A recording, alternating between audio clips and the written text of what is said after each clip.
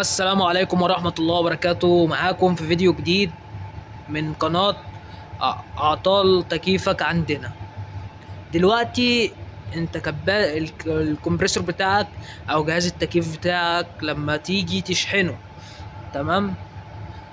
انت طبعا لازم تكشف على التسريب، تمام؟ مكان التسريب ده بقى هتلاقي فقد زيت، تمام؟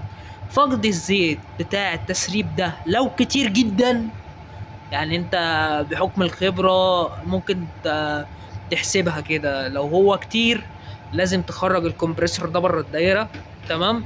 وتعمل له العملية الحسابية بتاعته علشان تقدر ان انت تغير الزيت بالكامل، ما تزودش. نصيحة مني، ما تزودش. انا عن نفسي في شغلي مش بزود، غير الزيت بالكامل. منها انك هتريح الكمبريسور وهتريح الميكانيكا بتاعته كتبريد. والله اعلم، ممكن الزيت اللي جوه الكمبريسور ده اللزوجه بتاعته خلاص قلت، تمام؟ فحضرتك لازم تغير الزيت. هتغير الزيت، منها فوقت الكمبريسور. طبعا انت لازم بعد ما تغير الزيت ايه اللي هيحصل؟ لازم تنضف الدايره، علشان الدايره اكيد فيها زيت داخلي. هتنضف الدايره ازاي يا هندسه؟ تيجي عند دخول المكثف تعمل بلف شحن، تمام؟ تركب عداتك المحترم، تجيب فريون ار 11، هتركب اسطوانتك، او فريون 141 وتركب اسطوانتك وتفتح وتدي ليكويد، تمام؟ وبعديه نيتروجين. نسينا نقول انك في عملية التنظيف لازم تنظف الدايرة بالكامل، مش مكثف بس، لا ده انت لازم تنظف المبخر، وهو الضغط المنخفض. الضغط المنخفض ده اللي هو بيتركن فيه الزيت اصلا، يعني الزيت بينفصل عن الغاز في الضغط المنخفض وبيركون في الزيت، وبالتالي في بعض الحالات بيحصل سدد جزئي، تمام؟ فلازم انك تنظف المكثف معاك. وطبعا احنا قلنا عملية التنظيف فلا داعي ان احنا نقولها تاني، تمام؟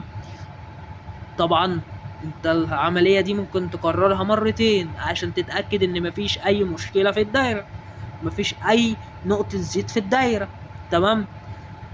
وبالتالي اصبح ان الدايرة رجعت زيرو من اول وجديد، وهتسلم شغل محترم للعميل، تمام؟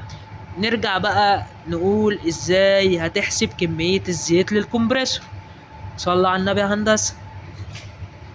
هتجيب المتر بتاعك، تمام؟ وهتقيس محيط الكمبريسور، تمام؟ في الطول، تمام؟ في 0.44، هيجيب لك الكمية بالجرام، هتوزنها على الميزان وهتزود الزيت بتاعك من خط الطرد، تمام؟ بعد ما تزوده هتشغل الكمبريسور قبل ما تدخله الدايرة، تشغله، تسيبه ساعة ولا نص ساعة شغال عشان يلين الميكانيكا جوه وكله يبقى تمام. وترجع تركبه في الدايرة وتعمل الفاكيوم بتاعك المحترم اللي هو من 30 دقيقة ل 45 دقيقة، تمام؟ وبالتالي انت اصبح ان انت مدي جودة محترمة للعميل، تمام؟ وبالتالي انت هتدي كفاءة تبريد ممتازة وفوق الممتازة كمان، انك رجعت الكمبريسور والجهاز جديد وصوته هيبقى محترم معاك وهيشرفك بإذن الله قدام العميل. وتيجي تشحن شحنتك لازم تعمل برج يعني لما تيجي تفتح الاسطوانة بتاعتك لازم تعمل برج للخرطوم وترجع تقفل الخرطوم تاني، تمام؟ وترجع تقوم فاتح، ماشي، وشاحن. اذا كان ار 22 فهو هيتشحن والاسطوانه معدوله زي كده. لو ار 410 هيتشحن والاسطوانه مقلوبه سائل، تمام؟ بالتوفيق للجميع ونشوفكم في فيديو جديد.